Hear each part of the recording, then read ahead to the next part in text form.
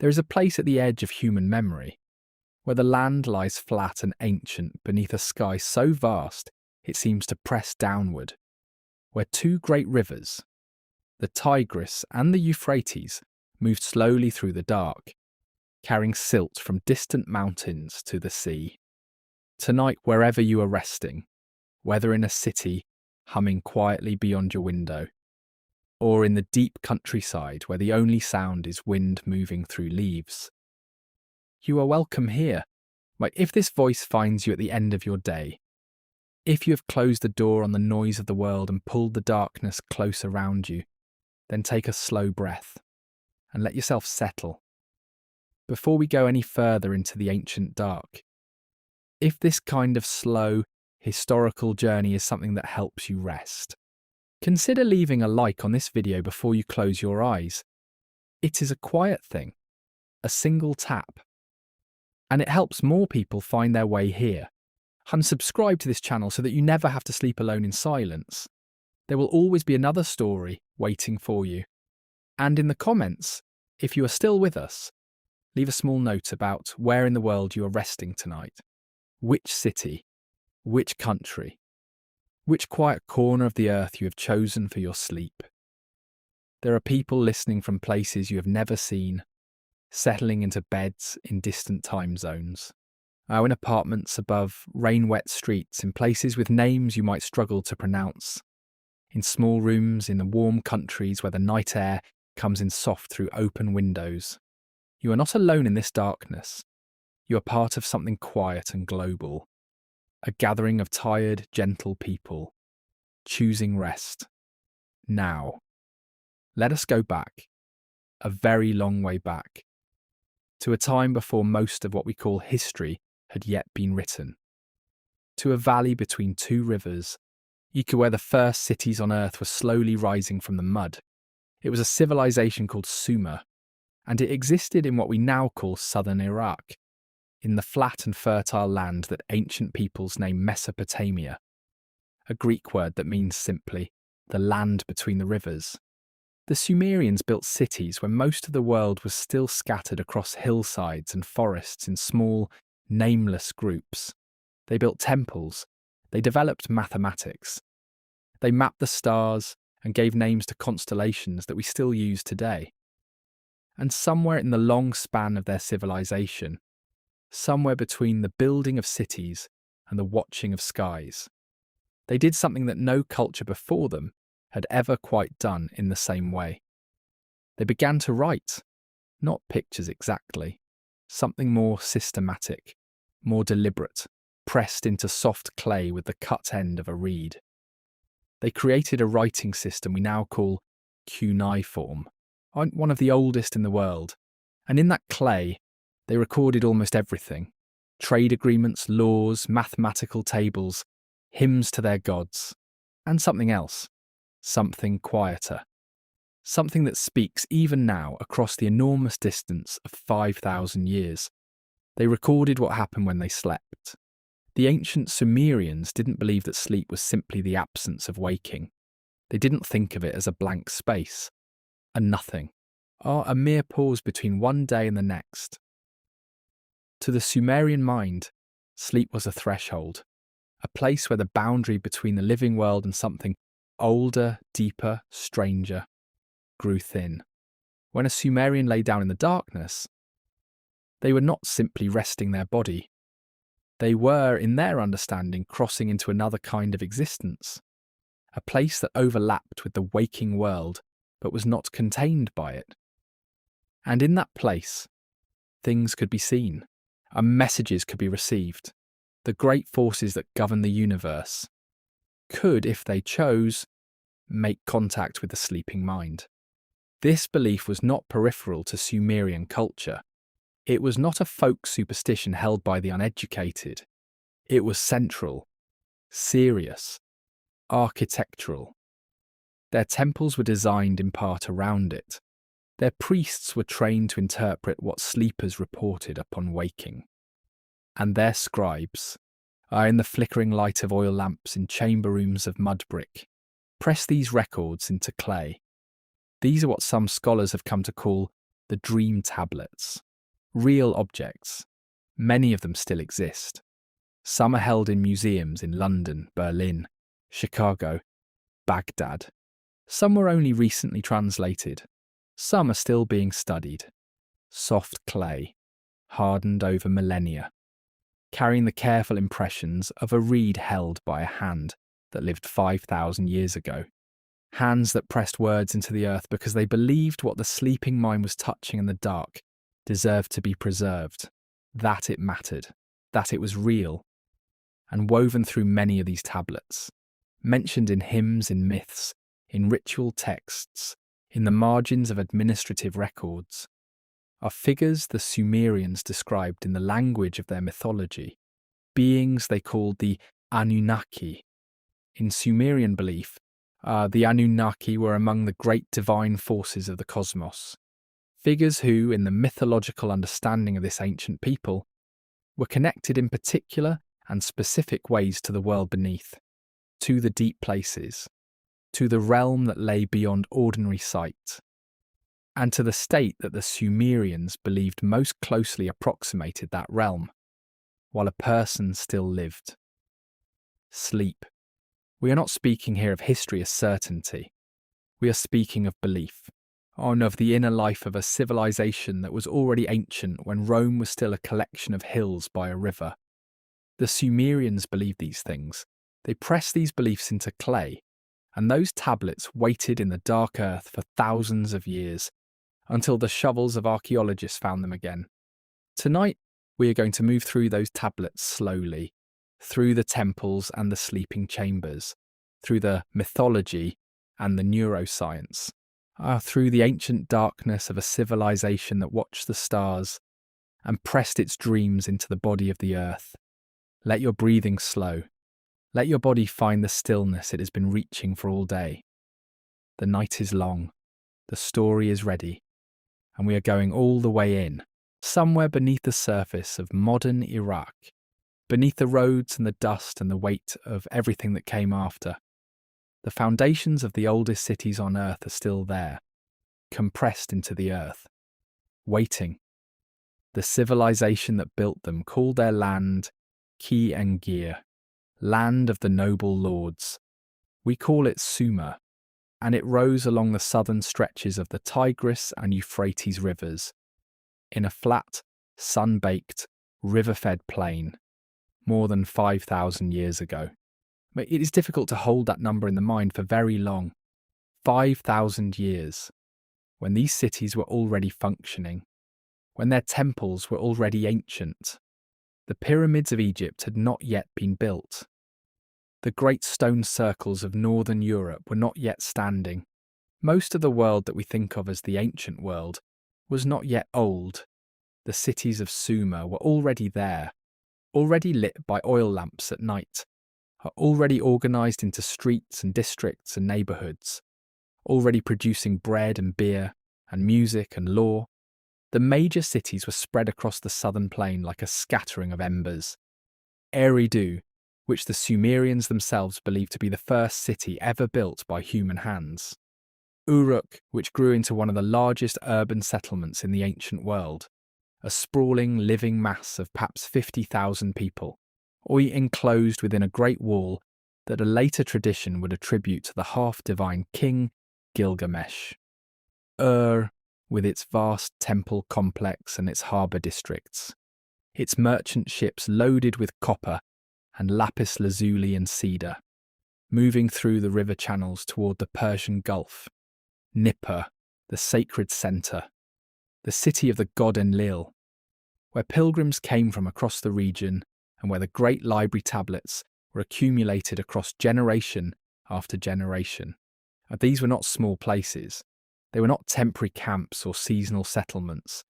They were monuments of organised human effort, cities of mud brick and ambition, rising from a flat landscape with almost nowhere to hide. The Ziggurats stood at the centre of each, a stepped mountain of fired and unfired brick, climbing toward the sky in receding tiers, with a small temple chamber at its summit. The Sumerians built ziggurats because they believed the divine and the human existed at different levels of the cosmos, and the ziggurat was the point where those levels could meet.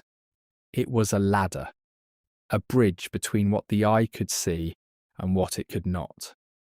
Below the ziggurat, arranged around it in concentric rings of complexity, lay the warehouses and the workshops, the scribal schools and the grain stores, like the residences and the markets and the canal systems that made the whole thing possible. The canals were everything. The land was fertile, but the rain was unreliable. The Sumerians engineered their water supply with extraordinary precision, cutting channels from the main rivers across the plain, feeding the fields and the city districts, and the ritual pools of the temples. In the early morning, the light came through the reed beds along the canals, and gold and horizontal, and very still. And the city began its day in that light. The scribal schools opened before sunrise. Young men, always men in this tradition, arrived in the blue-grey dark before dawn, and took their places in the low-ceilinged schoolrooms. They were given wet clay, small rectangular tablets, soft and cool in the hands, and with the cut end of a reed stylus, they began to press. The marks they made were wedge-shaped. The Latin word for wedge is cuneus, and this is where the word cuneiform comes from. Cuneiform script is not an alphabet. It is not a syllabary exactly. It is something older and stranger than either. A system of marks that began as simplified pictures and evolved over centuries into an abstract, highly efficient writing system capable of recording almost anything the human mind could conceive. Mathematics, contracts, hymns, medical treatments, astronomical observations, and dreams. The scribal students copied texts. They copied them again and again until the marks came naturally. They copied administrative documents and legal codes, and lists of animals and plants. And they copied the older texts, the mythological ones, the ritual ones, the ones that had been passed down from the temple libraries, generation by generation, press by press, reed by reed, in the lamplight of rooms that smelled of wet earth and oil. The libraries of Mesopotamia were enormous. Archaeologists excavating the ruins of ancient cities have uncovered tens of thousands of tablets.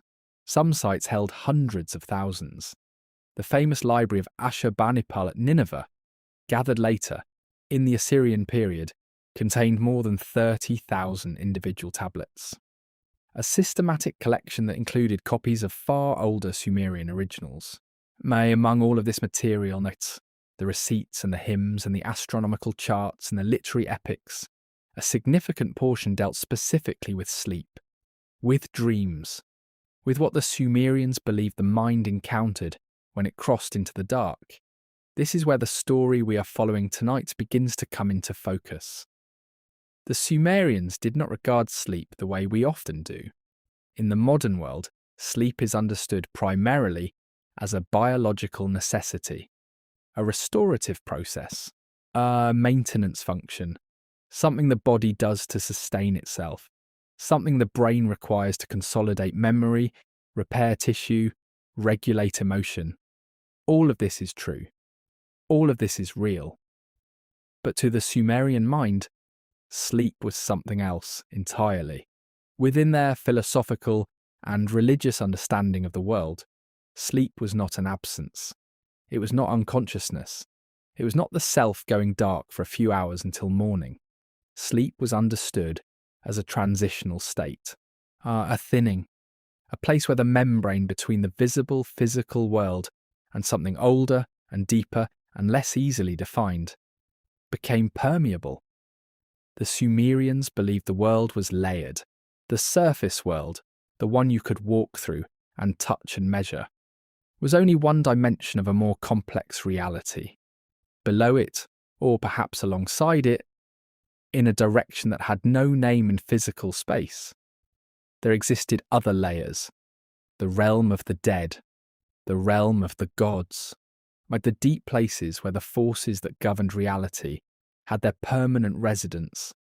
And when a living person fell asleep, They moved, not physically, but in some essential way, in the Sumerian understanding, a part of the sleeping person moved toward those other layers. The boundary thinned. The sleeping mind could receive impressions from places it could not reach while awake. This was not a casual or peripheral belief. It shaped the architecture of their religious life. Their temple precincts included, in many cases, special sleeping chambers, rooms that were set apart from the ordinary life of the temple, quiet, dedicated spaces where a worshipper could go to sleep within the sacred precinct, in the hope of receiving a meaningful dream. This practice is known in scholarly literature as dream incubation. The word incubation comes from the Latin incubar, to lie upon, to lie in a sacred place and wait, and to surrender into sleep inside a space the gods were understood to inhabit, and to allow whatever came in the dark to come. Priests monitored these experiences. There were trained interpreters, specialists in the meaning of dream imagery, whose role was to receive the account of a dream upon waking and decode it. These interpreters worked from written guides, catalogues of dream imagery, carefully organised, listing types of dream experience and their associated meanings. So these catalogues have been found. They exist in museums today. They are not brief or simple. They are systematic, methodical, the product of generations of accumulated observation, organised with the same administrative rigour the Sumerians brought to their grain counts and their land records. The Sumerians took the sleeping mind with profound seriousness, not as a curiosity, not as a superstition, as a source of genuine information about reality. And so they wrote it down. The dream tablets themselves vary in form and origin. Some are what scholars call omen texts, catalogues of dream imagery, organised by category and outcome. If you dreamed of flying over the city, the text might record it signified one thing. If you dreamed of descending into the earth, another. If a figure appeared at the threshold between sleeping and waking, standing in the doorway that the mind could not quite bring into focus, there were specific interpretations for that experience too. And many people across many centuries reported exactly that experience. A figure at the threshold, a presence in the half-dark between sleep and waking, something there that was neither dream nor room. We know now from modern neuroscience that this experience has a physiological basis. It is associated with a state called sleep paralysis, a temporary disconnect between the brain and the motor system, and that can occur as the body moves into or out of REM sleep. During sleep paralysis, the person is conscious, partially or fully, but the body does not respond to the will, and the brain caught between the dreaming state and the waking state often produces vivid, intrusive imagery. A figure in the room, a weight on the chest, a presence that feels entirely real. This experience has been documented across dozens of ancient cultures. Every major civilization that left written records appears to have known it, and the Sumerians recorded it too, as an encounter with something that existed between worlds, not as a malfunction of the sleeping brain, as a contact. Before we go any further, let us stay for a moment with the physical reality of the tablets themselves. It is easy to think of ancient text as abstractions, as ideas floating free of any physical form. But these were objects. Someone made them. A scribe, a young man or an older one, trained for years in the careful art of cuneiform, sat in a room in Nippur, or Ur, or Uruk, in a time so remote from our own that the very stars overhead were arranged slightly differently, and took a piece of wet clay in his hands, clay from the riverbank, clay that smelled of water and mineral, and the deep earth. He shaped it into a small rectangle. He took his reed stylus, and in the firelight, he began to press. Each mark was a deliberate choice. Each row of wedge-shaped impressions was a carefully composed sentence. He was recording something that someone had dreamed, or something that priests had concluded about the nature of dreaming, or something that a king had experienced in the night and needed to have preserved, because what came in dreams in this civilization had political weight. It could determine whether an army marched, whether a temple was built, whether a king believed the gods were with him or against him. When the tablet was complete, it was sometimes fired in a kiln, hardened permanently, and it entered the library, placed on a shelf of mud brick, in a room that smelled of clay and smoke, and the accumulated records of a civilization. It waited, and waited, and waited.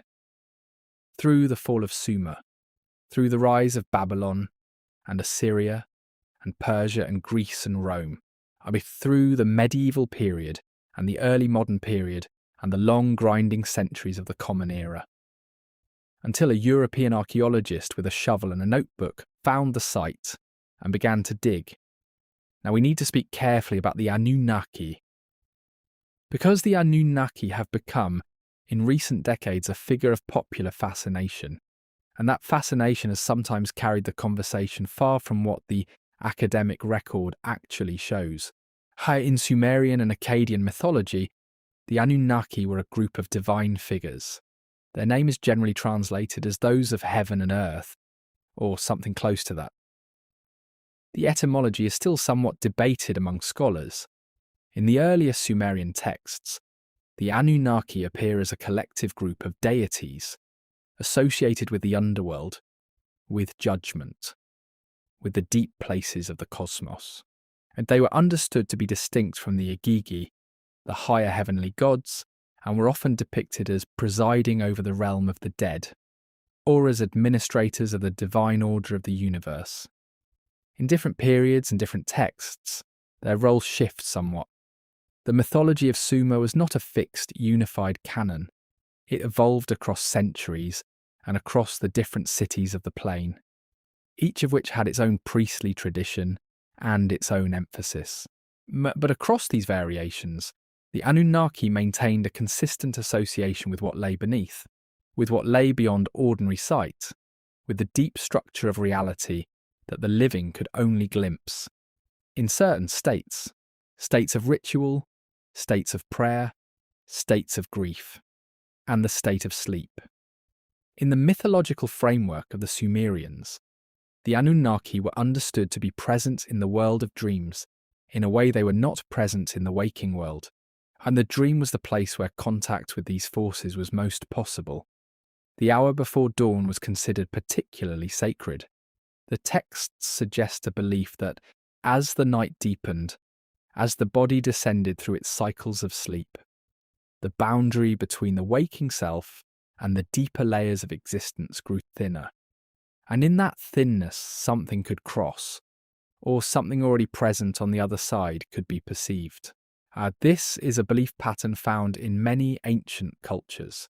The idea that the sleeping mind touches something real, something ordinarily inaccessible. The Sumerians expressed this belief within their own mythological framework, and the Anunnaki were the figures they placed at that threshold. Now, in the 20th century, these texts attracted a very different kind of attention.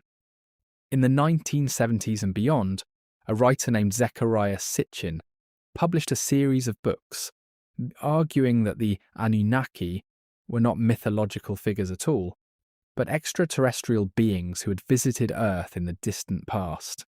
He proposed a reading of the Sumerian texts that placed these figures in literal, physical spaceships, and argued that they had genetically engineered modern human beings. These claims became enormously popular in certain circles. They have persisted and spread through popular culture ever since. It is important to say clearly that mainstream scholarship has not accepted Sitchin's translations or interpretations.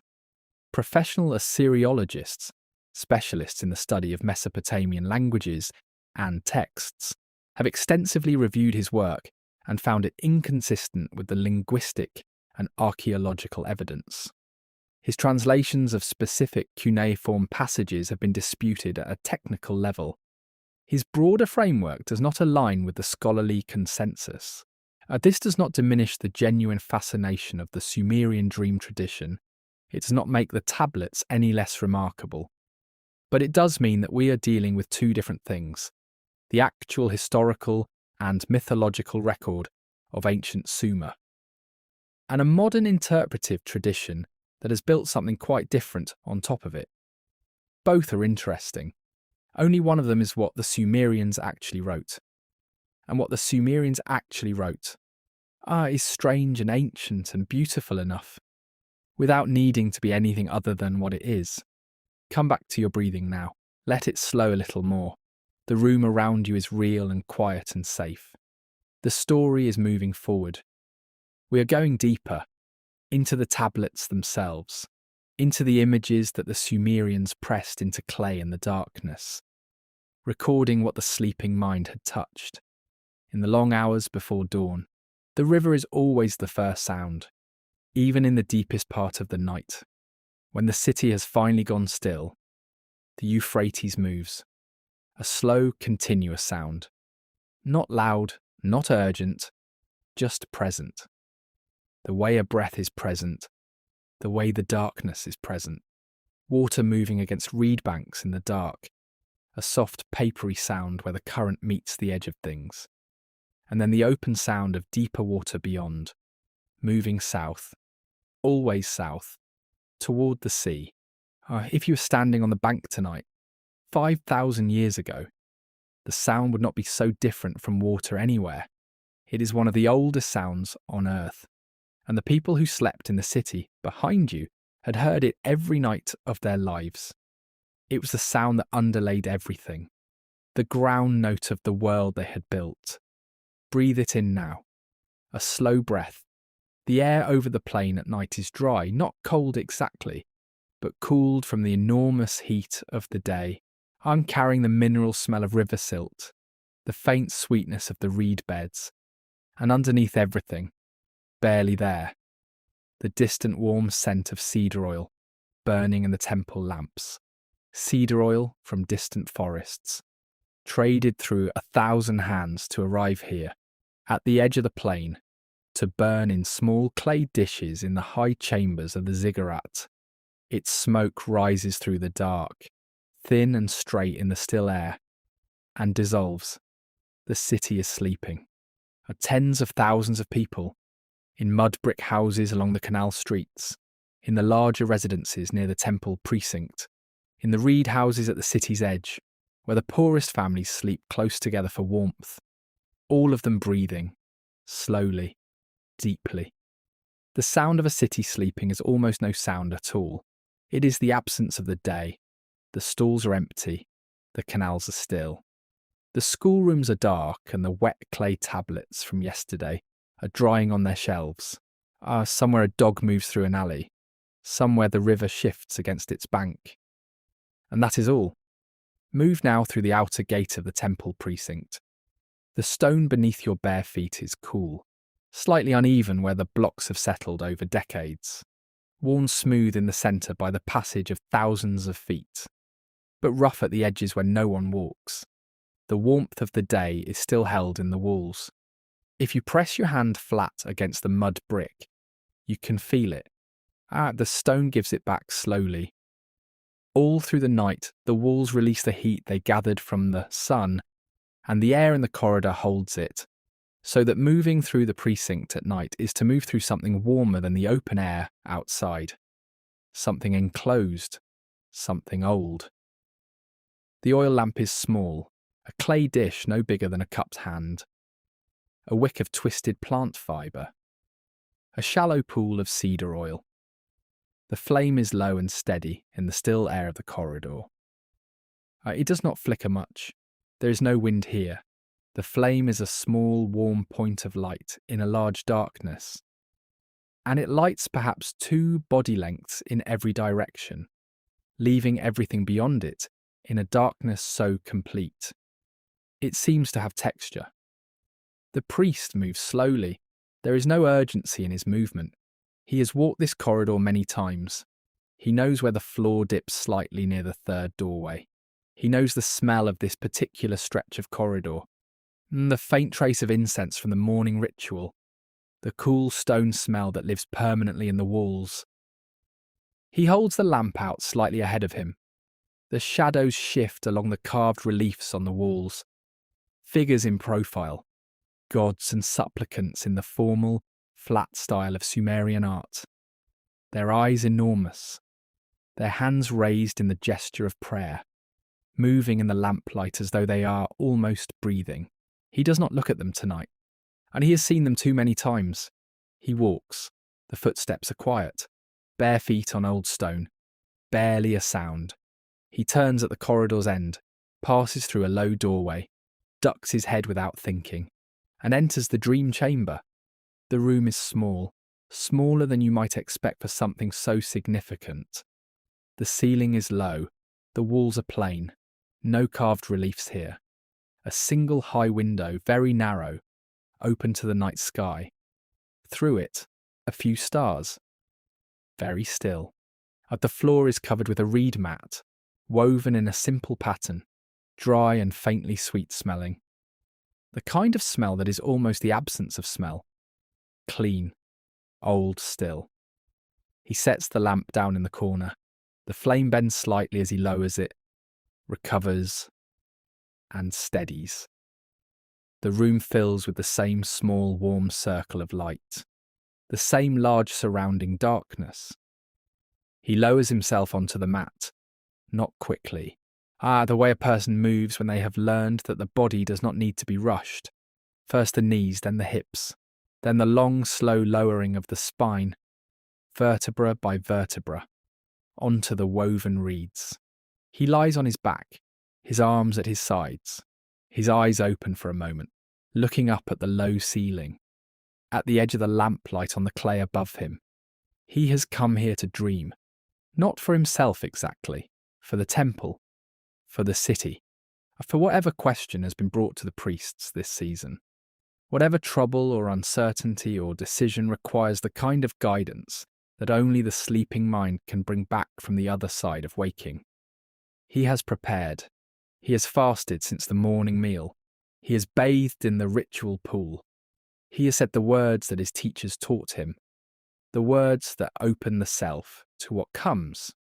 And now he lies and waits and lets the waiting dissolve. His breathing slows, and you can hear it, in and out.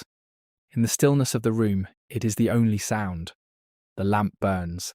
The flame bends once, very slightly, as though something has moved in the corridor outside, and then straightens. The stars in the narrow window do not move. They are so numerous, so dense in the dark sky above the plane, that the window seems to hold a small piece of something solid and bright. The ceiling above him is in shadow. The mat beneath him is warm now from his body, and the walls hold the last of the day's heat. He is utterly still. His chest rises, falls, rises, falls. The lamp burns lower. The circle of light shrinks by the smallest degree. The darkness around it deepens, and his breathing slows further, slower than thinking, slower than choosing. The breathing of someone who is no longer quite awake. The body is heavy now, the particular heaviness that comes only at the threshold. The arms do not feel like something that needs to be moved. The legs are part of the floor. The back has found the mat completely. There is no resistance left in him, only the slow movement of breath. In, out, in and somewhere between one breath and the next. He crosses. The flame in the corner is very small now. A tiny warm point in the large dark. The room is quiet. The city is quiet. The river far away moves south, and the sleep deepens. Let yours deepen too. Whatever is holding in your body, whatever the day left behind in your shoulders, or your chest, or behind your eyes, let it follow his example. Let it release. The mat is warm. The walls are old. The stars are very still. You do not need to do anything now. You do not need to remember anything. The darkness is complete and safe and ancient. And we are moving very slowly, deeper in. The priest in the dream chamber is sleeping now. His breath rises and falls in the small room. The lamp has burned very low. The darkness is almost complete. And somewhere in that darkness, in the space between his last waking thought and the first image that came to replace it, he is somewhere we cannot follow, not yet. But the tablets can tell us something about where he went, because the Sumerians wrote it down. They wrote down what people reported when they came back. And when you read those records carefully, when you sit with the translated text in the quiet of a library or a study, something begins to emerge that is quietly extraordinary. The experiences they described are not strange to us. They are familiar. In a way that reaches across 5,000 years without any effort at all. The first is the sensation of falling. Almost everyone alive today has felt it. That sudden, involuntary lurch at the edge of sleep, when the body seems to drop without warning, when the muscles jerk awake in response to something that was not physically happening. The Sumerians recorded this experience. They gave it weight and significance within their interpretive system. They understood it as a moment of threshold crossing, the body registering the movement of something from one state to another. Modern neuroscience has a name for it, the hypnic jerk. It occurs most often in the lightest stages of sleep, and when the brain is transitioning from wakefulness into the first descent. It is thought to be related to the brain misreading the relaxation of the muscles as a signal of falling and sending a corrective impulse, an ancient reflex, something very old in the architecture of the human nervous system. The Sumerians felt it too, in their beds of reed and wool, in their mud brick houses beside the canals. They fell, and they woke, and they told the priests, and the priests wrote it down. The second experience is harder to describe, and yet almost everyone who has experienced it describes it in almost exactly the same way. You are lying in your bed. You are aware of the room around you. You can see the ceiling or the darkness above you. You can hear the sounds of the night, but you cannot move. Your body will not respond. The will sends its signal, and nothing comes back. And in that stillness, there is something else in the room, not imagined, not a dream in the ordinary sense, something present, a weight, a pressure, a figure at the edge of sight, something at the threshold. This is sleep paralysis. It occurs when the brain moves into or out of REM sleep, while the conscious mind remains partially or fully aware. During REM sleep, the body is deliberately immobilized. The motor system is suppressed. This is understood to be a protective mechanism, preventing the body from acting out the movements of dreams. When the transition between REM and waking's not clean, when consciousness returns before the motor suppression lifts, the person is awake but cannot move, and the brain caught between dreaming and waking, between image making and perception, produces what it produces, a presence, a figure, something in the room that should not be there. Every major ancient civilization that left written records documented this experience. Egyptian medical texts, Greek philosophical accounts, ancient Chinese medical literature, and the Sumerians, who described it in their own mythological language as an encounter with something that existed at the boundary between worlds, something that came through when the boundary thinned. They did not know about REM sleep. They had no electroencephalograms. They had no clinical framework at all. What they had was attention, and they paid it for generations, recording what people experienced at the threshold of sleep, with the same careful, systematic attention they brought to the movement of the stars. And this is worth pausing on. The same civilization that produced the earliest systematic astronomical observations in human history. The same civilization that identified and named constellations still in use today. That developed a mathematical system sophisticated enough to calculate the movements of celestial bodies, and applied that same disciplined, cumulative, observational intelligence to the sleeping mind. They did not separate these pursuits. To the Sumerian scholar-priest, the sky above and the dream below were both maps, both territories of the real, both worth studying with precision and humility. What does it mean that the first literate people on Earth considered the contents of sleep worth writing down so carefully? Perhaps it means that the sleeping mind, in its strangeness, has always demanded explanation. Perhaps it means that the experiences that occur at the threshold of sleep are sufficiently vivid, sufficiently consistent across individuals and generations, that any rigorous intellectual tradition will eventually turn its attention toward them. Or perhaps it means something quieter than that. Perhaps it simply means that human beings have always found the night mysterious, and have always tried, in whatever language was available to them, to say what they found there. But not all of this knowledge was meant for everyone.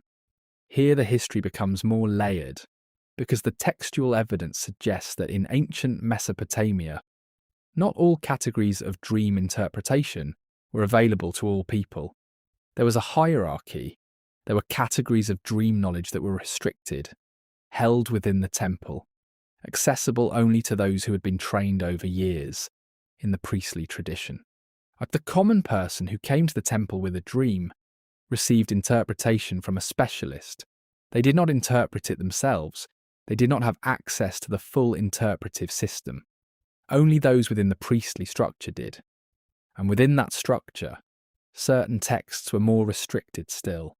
The most significant categories of dream omen, the ones dealing with contact with divine forces, with messages from the deep registers of the cosmos, with the kinds of experiences that occurred only in the deepest hours of the night. These were handled with particular care, particular control. Why would any civilization consider the contents of sleep to require restricted access? The most straightforward historical answer is authority. If the interpretation of dreams is controlled by a priestly class, then the meaning of dreams is controlled by them too. A king who dreams of a dark figure at his threshold cannot decide for himself what it means. He must go to the priests. He must accept their interpretation.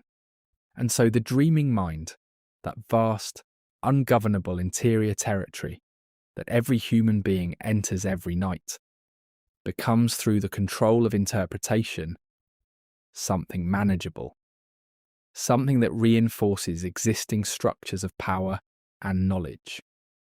This is not a cynical reading. It is a historical one, and it coexists with the genuine possibility that the priests also simply believed that some of this knowledge required wisdom to handle, that a system of interpretation built over centuries carried real complexity, real nuance, and that putting it into the hands of someone untrained could cause harm. Both things can be true simultaneously. The restriction of knowledge can serve power and serve wisdom at the same time. What the tablets preserved was, in any case, only part of the picture, because the Sumerian tradition did not survive intact. Nothing from that time survived intact. The world of ancient Sumer was not a stable thing. It was a living civilization, which means it was always in process, always shifting, always absorbing and being absorbed. The Akkadians came from the north, a Semitic-speaking people, who gradually came to dominate the region and eventually established the first true empire in human history under Sargon of Akkad, around 2334 BCE. The Akkadians absorbed Sumerian culture with remarkable thoroughness. They adopted the writing system. They translated the great literary and mythological text into Akkadian. They continued the dream interpretation tradition. They built on it. Many of the dream omen texts that survive to us today only survive in Akkadian rather than Sumerian, preserved through the translation. But translation always involves loss. Words carry weight that does not survive the crossing from one language to another. the Sumerian relationship to the Anunnaki.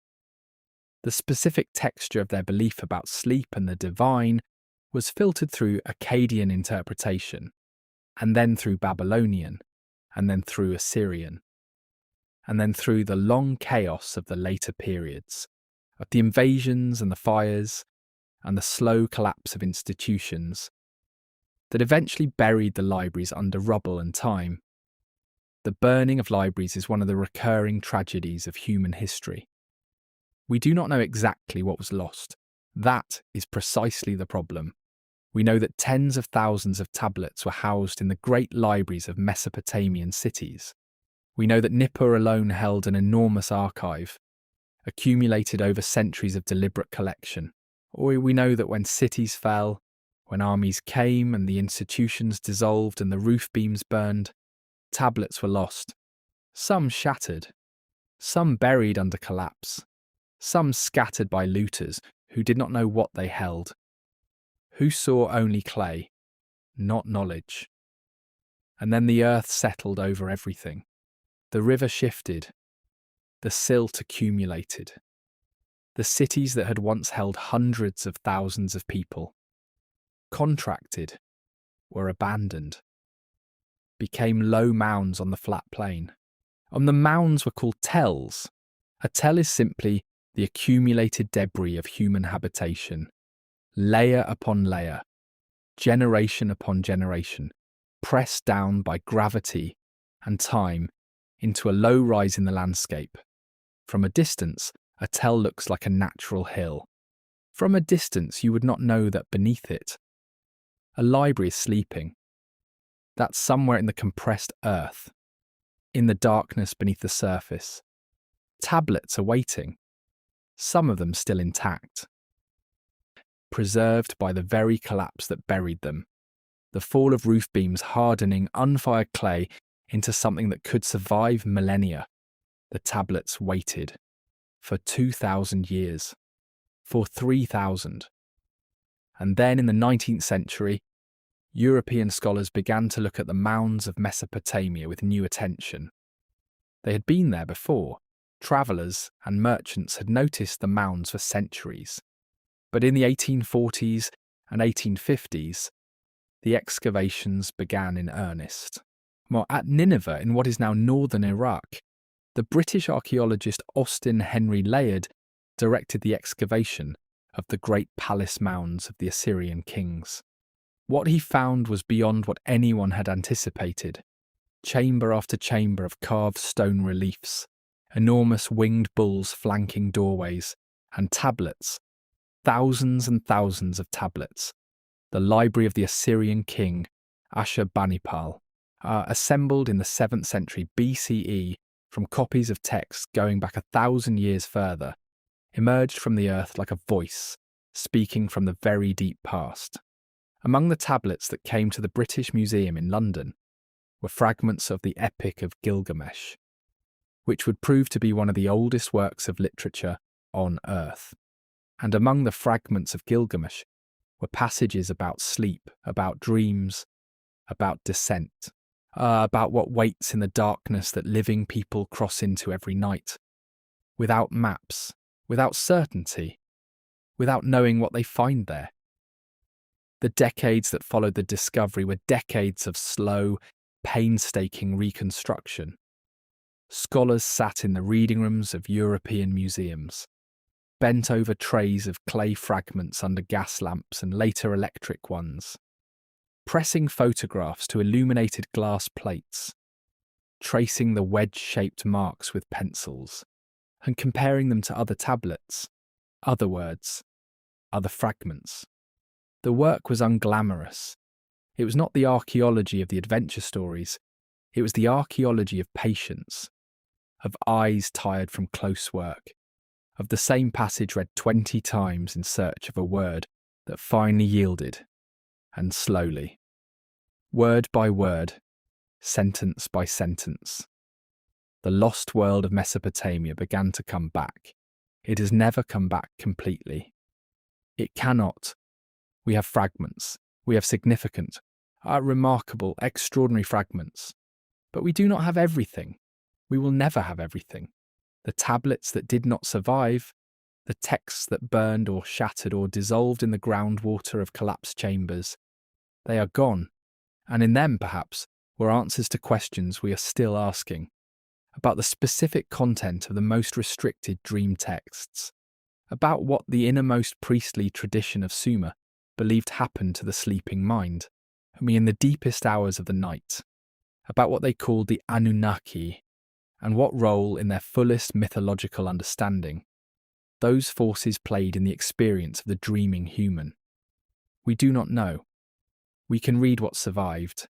We can follow the threads that remain. And we can sit with the fact, the quiet, enormous, somewhat beautiful fact that 5,000 years of distance does not entirely separate us from these people. They fell asleep, and something happened, and they woke up and told someone, and someone wrote it down, in clay, in the dark, and here we are, still asking the same questions, still lying in the night, still watching the threshold. Let that rest in you for a moment. There are no clean answers. There never were. Only the tablets. Only the questions. Only the long, quiet distance between them and us, and the darkness we all enter, every night, without knowing where it leads. Your breathing has slowed. If the room around you is still, the story is not over, but it is softening now, turning towards something quieter, something closer to where you are. Let your body go a little heavier. Let your eyes stay closed. We are nearly at the end of the crossing, and the other side is only sleep. The lamp has burned very low, a small warm point of light in a large darkness. The priest has been sleeping for a long time now. His chest rises, falls. The room is still. The reed mat is warm beneath him. The narrow window shows a sky that has shifted. The stars that were there when he lay down have moved westward in their slow, ancient rotation. Other stars have taken their place. The night is deep now, the deepest part. The hours before dawn, when the world is most still, when even the river seems to slow, when the city holds its breath without knowing it. This is the hour the Sumerians considered most sacred, the hour when the boundary was thinnest, when whatever the sleeping mind touches in the dark is closest to the surface. He is there now, behind his closed eyes, in the place that has no map. And somewhere across 5,000 years, you are there too. Let us stay with that for a moment. Not with the mythology. Not with the tablets or the temples or the academic debates. Just with the simple human fact of it. Every civilization that has ever existed has had to reckon with sleep, with the fact that the human mind cannot remain awake indefinitely. That once a day, every day, without exception, consciousness must release its grip on the waking world and go somewhere else. The Egyptians built entire cosmologies around it. The Greeks gave the god of sleep a twin brother, the god of death. The ancient Chinese mapped the dreaming state onto their understanding of ki and spirit. The people of ancient India wrote the Upanishads, which describe 4 states of consciousness, and named deep, dreamless sleep as the third, a state closer to the source of being than ordinary wakefulness. And the Sumerians pressed their observations into clay. Every one of these traditions was saying something similar, in a different language, in a different mythological framework, with different figures and different names for the darkness, but pointing at the same experience, the experience of lying down, of releasing, of crossing into something that language has always struggled to describe, because it occurs precisely in the place where language stops. The Sumerians called what they found there the realm of the Anunnaki. The Egyptians called it the Duat. The Greeks called it the underworld of Hypnos. We call it sleep. And whatever we call it, it is the same darkness, the same crossing, the same small, wordless surrender that every human being makes, every single night, without fail. You have been making it your whole life. You have crossed this threshold thousands of times. Your body knows the way. It does not need instructions. It does not need effort. It needs only what you are already doing. The lying still. The breathing. The slow release of the day. The Sumerians understood something that we sometimes forget in the noise and speed of the world we have built. They understood that sleep is not a loss. It's not the mind going dark. It is not absence. It is the mind going inward, to whatever it needs, to whatever the waking state cannot provide. And they took it seriously enough to write it down. In clay, by firelight, in cities that were ancient before Rome was even imagined, because they believed that what happened behind closed eyes was worth preserving, that the sleeping mind was not empty, that the darkness was not nothing, that something was happening there, something real and important and deeply human. Every single night. They were right about that. We know now, with all the precision of modern neuroscience, that sleep is one of the most complex and active states the brain ever enters. That the brain during a REM sleep is not resting. It is processing, consolidating memory, regulating emotion, making connections between things the waking mind held separately, doing work that cannot be done any other way. The Sumerians didn't know this in the language of neuroscience, but they knew that what came from sleep had value, that a person who had slept well was different from a person who had not, that what came back from the darkness could be trusted, that the dreaming mind was not inventing, it was reporting, in whatever language it had available, from wherever it had been. Breathe in slowly now, and let it out. You are safe. The room around you is real and still, and yours. The darkness beyond your closed eyes is the same darkness the priest is resting in. In his small chamber beside the ziggurat, with the lamp burned low and the stars moving slowly overhead, the same darkness that has held human beings through their sleep, for as long as there have been human beings. Like, you are not alone in it. You are part of something very old, something very continuous, something that has been passing night after night, from one sleeping human to the next, across the whole of human history. The priest breathes, the flame bends, steadies, the river moves. Somewhere in the city, a child turns in sleep. Somewhere a merchant dreams of harbours. Somewhere a scribe's hand rests open beside a half-finished tablet, the reed stylus set down. I'm the last mark pressed, the words already drying in the cool night air. The words will be there in the morning. The clay will hold them. Let yourself be held now in the same way. By the dark. By the stillness. By the long, slow continuity of this thing you are doing. This ancient thing. This necessary thing. You're breathing. In, out. The lamp. Very small now. A point of warmth. The priest's hands are open at his sides.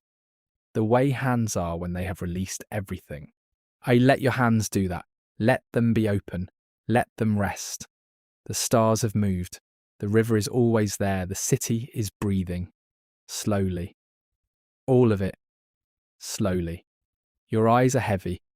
They do not need to open. There is nothing to see right now that matters more than the dark behind them. The dark is safe. The dark is where the body repairs itself, where the mind does its quiet work, where the boundary between thinking and dreaming grows soft and begins to dissolve.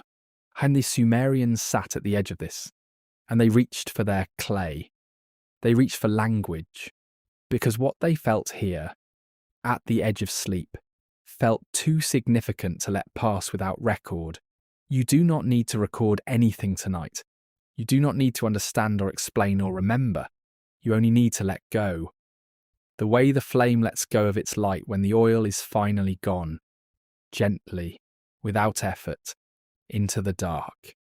The lamp, the river, the stars, and the city sleeping, the mat, the dark, A breath, the wall still warm.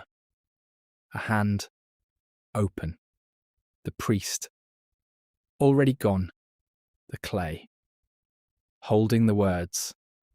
The river, always. The dark is